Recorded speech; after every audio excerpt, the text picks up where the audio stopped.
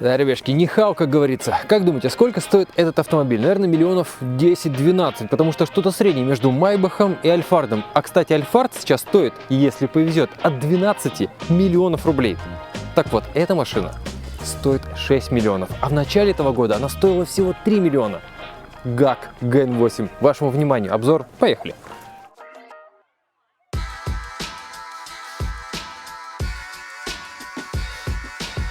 Итак, прямо сейчас перед нами один из самых дорогих китайских автомобилей в России. Компания называется ГАК. Начнем с бренда. Раньше вот эти все ГАК, ФАВ звучали как какие-то нецензурные словечки на 3 буквы, да? Но после того, как мы увидели вот это, посмотрели вот на это вот и, конечно же, прокатились вот на этом, многие автолюбители, автовладельцы начали смотреть в сторону китайских автомобилей, как и владелец этой машины. Так вот, пару интересных фактов о бренде ГАК. Компания основана в 2008 году и уже входит в десятку крупнейших автобрендов Китая. И вот интересно. Помимо того, что они уже делают легковушки, грузовики, внедорожники и автобусы, эта компания на совместных предприятиях делает автомобили Fiat, Honda, Mitsubishi и даже Toyota. Так что, видимо, опыт у ГАК есть и довольно серьезный. Но теперь конкретно об этой машине. Она сейчас продается. И скажу вам честно, пару месяцев назад была у меня такая вот идея посмотреть бусики новые, какие вообще цены есть на рынке. И как-то случайно я зашел на сайт GAK Motors и увидел, что эта машина стоит 3 миллиона 399 тысяч рублей, причем не самая пустая, и, честно говоря, задумался, что к чему. Так вот, эта машина сейчас продается. Она выглядит немножко не так, как вот стандартный стоковый ГАК, потому что это рестайлинг. Обвес привезли из Китая, поставили на ту машину, которая продается, если вы найдете сейчас в салонах, и получился вот такой вот автомобиль. Эта часть покрашена, то есть это такая полукастомная версия, но ничто вам не мешает сделать так же, потому что это обвес от рестайлинговой модели можно привезти из Китая и поставить. И забегая вперед, почему эта машина продается? Она продается только потому, что хозяин этой машины, попробовав китайское авто, хочет купить себе новое китайское авто, вторую версию ГАК ГН8, которая выглядит вот так вот.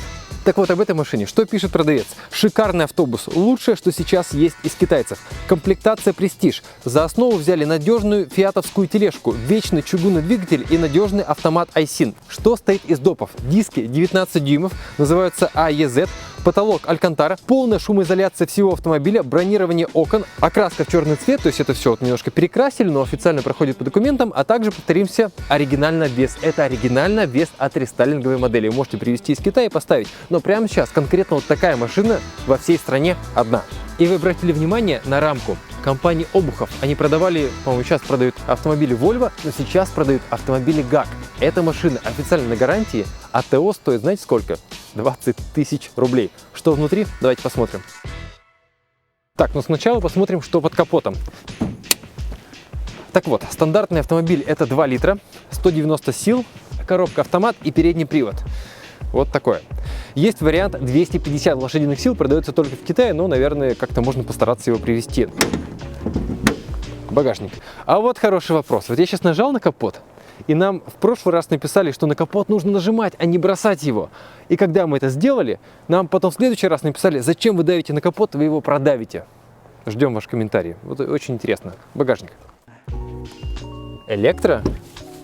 Офигеть. Ну, багажник небольшой. Опа! Что это было? Что это значит? В чем дело? Егор! Егор! Кстати, вот Егор ездит на этой машине. Егор, здрасте еще раз. Да. Вашему мнению, ребятушки, как вам машина? Отличная. Ну и все Мягкая, понятно. удобная. Вот пытались открыть. Да. Так, отходим. И сейчас будет такая история. Он закрывается. Почему? А шумоизоляция? Не понял. Очень много шумоизоляции на двери. И из-за того, что она стала тяжелее, Да ладно. не держит эти. Ну, можно вытащить немножечко шумки, либо поставить привода от В-класса. Ага. Да, и все будет отлично. А что, как делать? Загружай пока открытое, бросай и отходи, да? Нет? Рукой, да, Просто подпряжать? чуть-чуть. Прям вот так вот. Прикольно. Все. Спасибо. Да? Итак, места немного, но это не грузовая машина, это машина для перевозки, комфортной перевозки 7 человек, но тем не менее, если вам нужно что-то перевезти, нажимаем вот так, одно движение, все, пожалуйста, какую-нибудь коляску закинуть, что-то габаритное положить, не проблема. Сиденье можно еще там дальше задвинуть и будет куча места. И здесь у нас домкратик и какие-то инструменты. Все новенько, прям чистенько, еще ни разу не использовалось. Дальше. А, так электро еще. По умолчанию у всех электро. Еще и окна открываются полностью. Ну, салон как в Альфарде. То есть эта машина, ну, кто ездил в Альфарде или вот в новом Лексусе, похожий на Альфард, это вот максимально похожий автомобиль. Ё-моё, нифига себе. Смотри. А? Абсолютно ровный пол. И перемещаться по салону удобно. Есть атаманочка и есть, внимание, как в Альфарде, управление здесь и вот здесь вот. А, и это... Ой, нифига себе. Ну, то есть, да, машина в начале года стоила 3 миллиона рублей. Вот это, ну, там, 3 с копейками. Сейчас она стоит сильно дороже, и более того, их в наличии почти нет. Это машина семейного человека, у человека 4 детей. И, собственно, они тут иногда катаются, и можно вот так туда-сюда перемещаться. Ой, нога застряла. Не, а что, неплохо? Не, очень даже неплохо. Но вот вдвоем ехать даже куда-то далеко, там, 500-1000 километров, вообще не проблема. Вентиляция есть. Фонарик есть, и подстаканчик есть, и еще кармашек тут. Садимся вперед, посмотрим. Не, кайф, правда. Ну, то есть за эти деньги, учитывая то, что сейчас Альфард стоит 12, и комфорт нам будет такой же, а Альфард мы тестили, помните, да? Клево. Так, что спереди?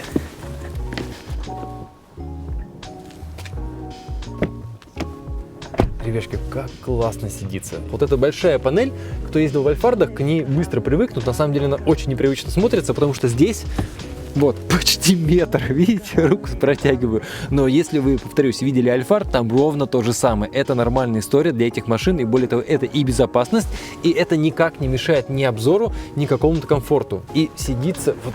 Ну, тут небольшие такие чехольчики, хозяин очень, так сказать, следит за машиной. Вот видите, там почти новое сиденье. Ну, во-первых, все очень такое простенькое. Это первая версия этого автомобиля, сейчас уже вышла вторая версия, вот ребята сейчас ее заказывают. Там все на экранах, там большой монитор, там уже как-то более современно.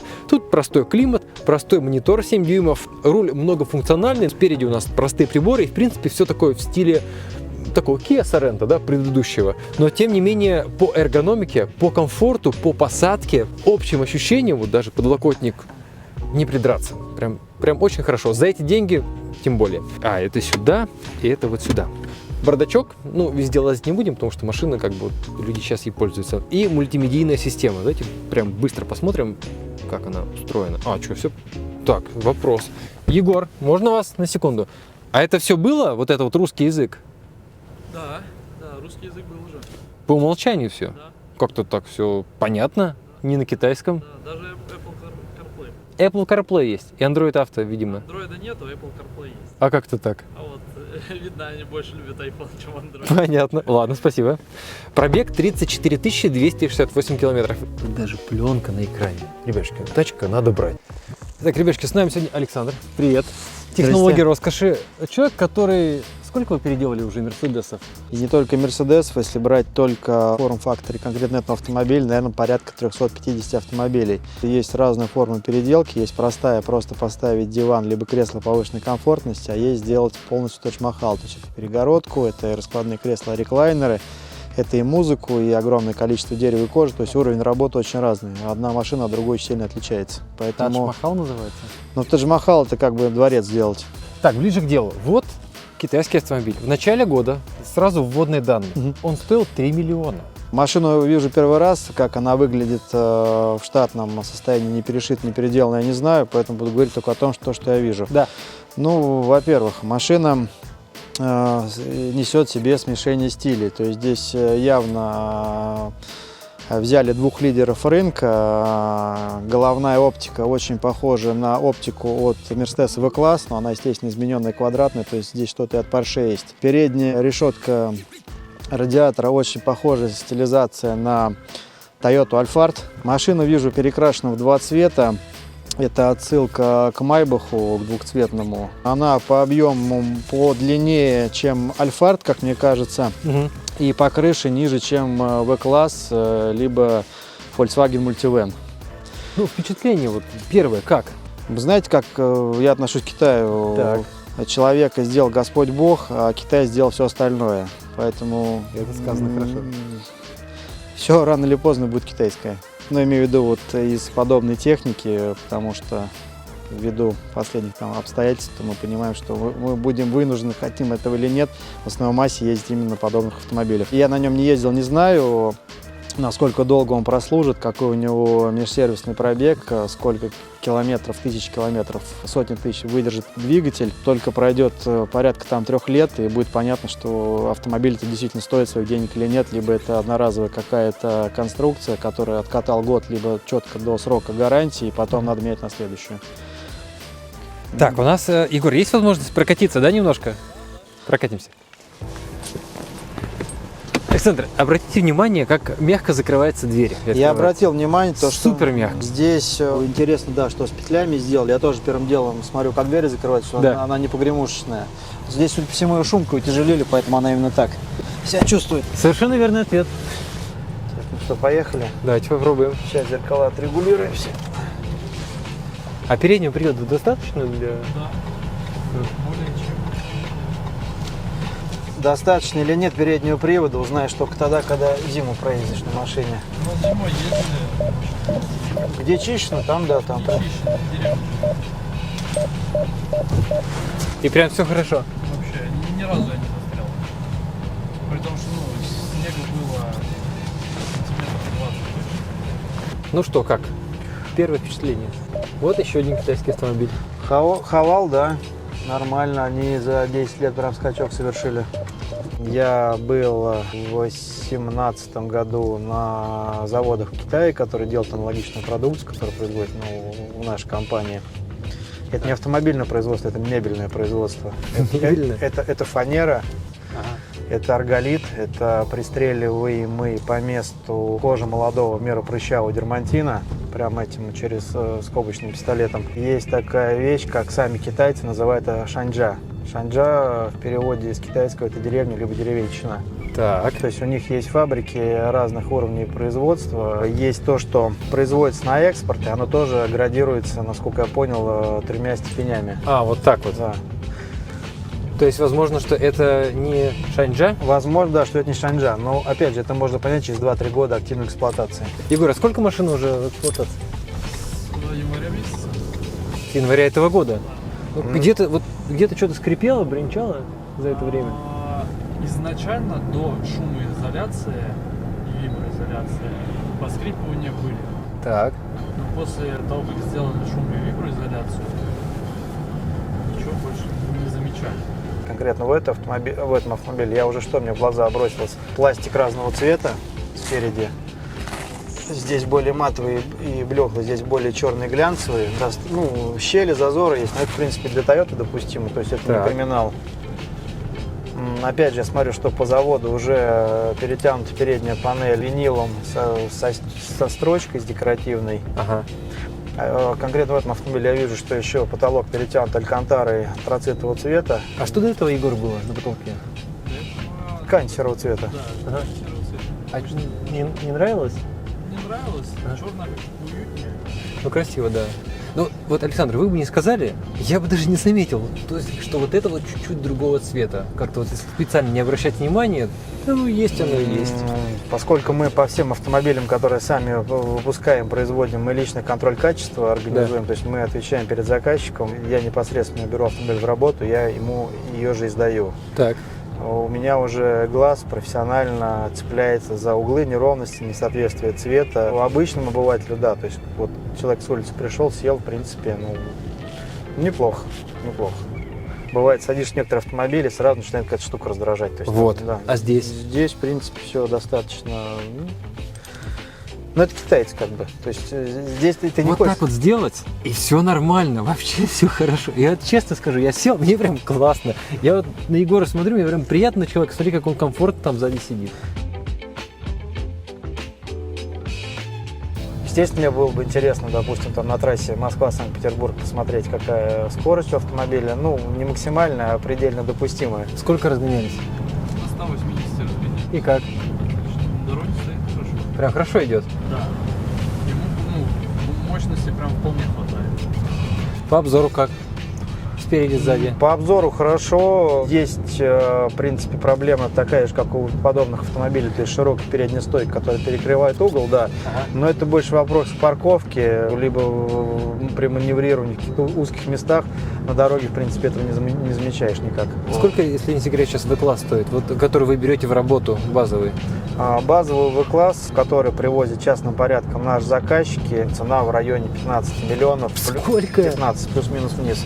15 миллионов. Сейчас, поскольку Мерседес в кавычках ушел из России, то есть официальных поставок нет, все эти автомобили привозят заказчиками нашими частным порядком.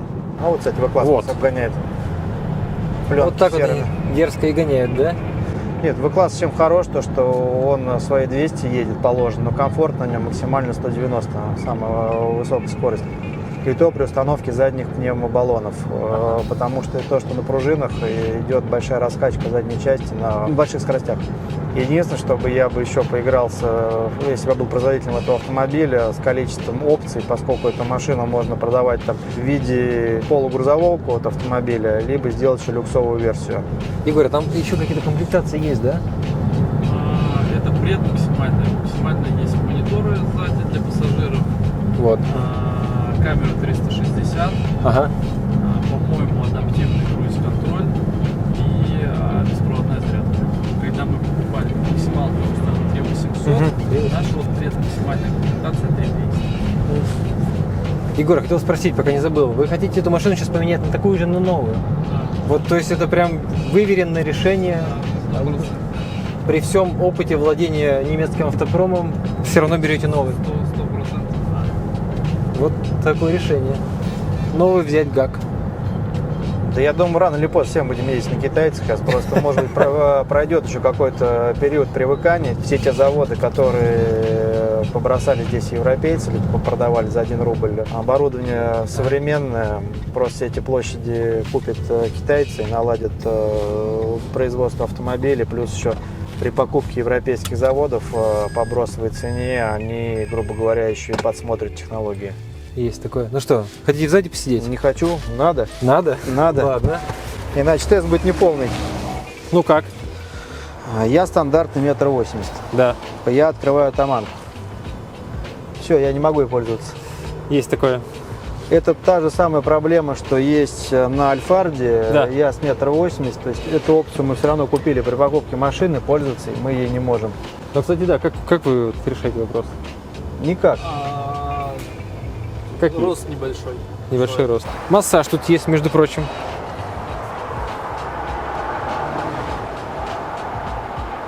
Массаж обычный, пневматический, подушки стоят. Скажем так, я сравниваю с массажем на Мерседесе. Здесь, конкретно на этом автомобиле, массаж менее выраженный. Ну, за 3 миллиона, блин, массаж. Так, садимся? Да, меня бы Садимся. прокатить. Кстати, вот ключ забыли показать. Вот такой. А ну-ка. Ну, тут есть над чем поработать еще. То есть вот я газ прям в пол нажимаю.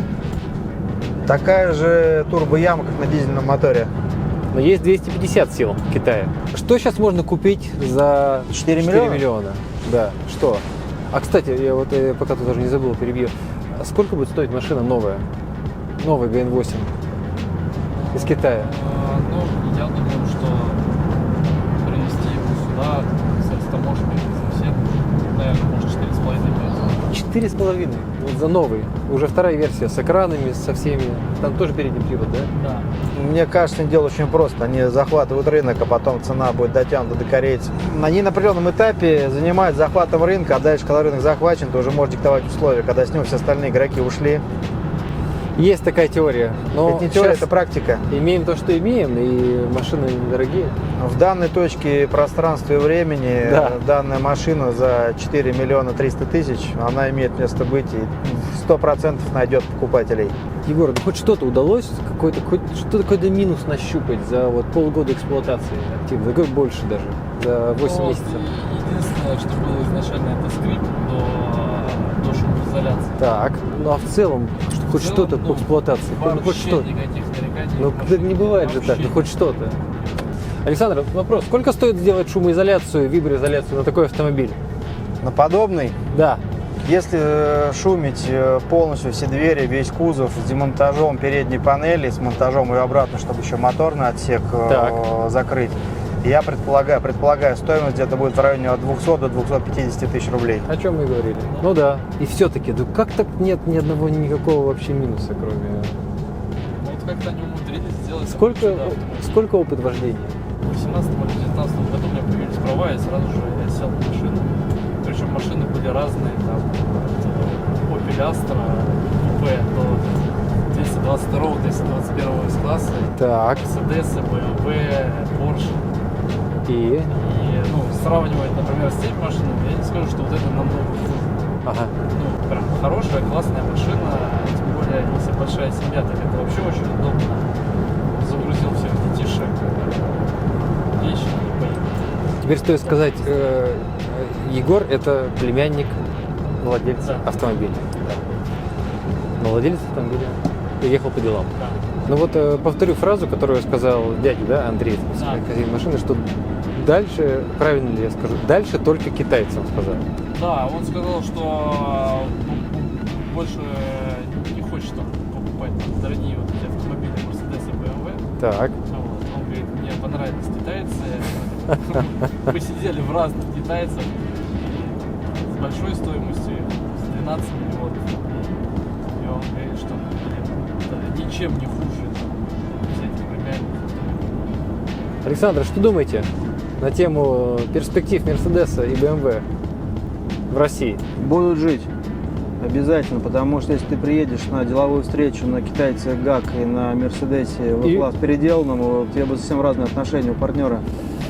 Скажут, Ну, смотря кто приедет. в России смотря до кто сих приедет. пор это будет всегда по одежке встречают. Я думаю, что китайцам скоро индусы надают, потому что индусов по населению больше, чем китайцев. О, нормальная тема. Индийские машины не смотрели? Нет, индийские еще. Махиндра. Тата у них там. Приехали. Приехали, да. Господа, спасибо всем за уделенное время. Поделиться вам контактами, если у нас продавец, есть покупатель. Нет, что-то не хочется. Буду Праду выкатывать. Да. Красота.